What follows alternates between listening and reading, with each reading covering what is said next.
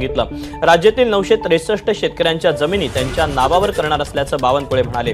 Ready रेकनरच्या 25% रक्कम शेतकऱ्यांना भरावी लागणार आहे। शेतसारा न भरल्यानं तहसीलदार कार्यालयांनी या जमिनी जमा केलेल्या होत्या।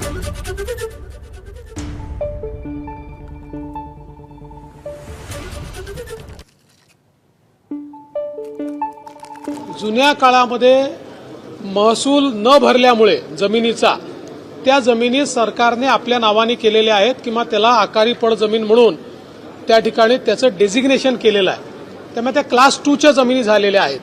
आजही शेतकरी स्वतःच त्या जमिनी वाहतात।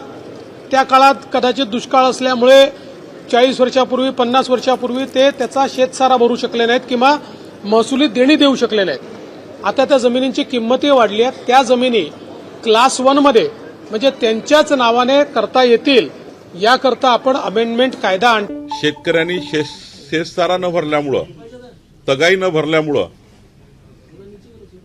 तहसीलदार यांनी त्यांच्या अधिकारामध्ये या जमिनी शासन जमा केल्या होत्या।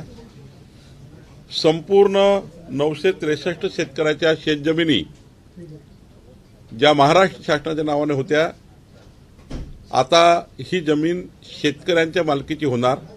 महाराष्ट्र शासन नाव कमी होणार। केवळ रेडी रेकनरच्या 25% रक्कम ही शेतकऱ्यांना भरावी लागणार या अटीवर आम्ही आज हा निर्णय घेतलेला आहे।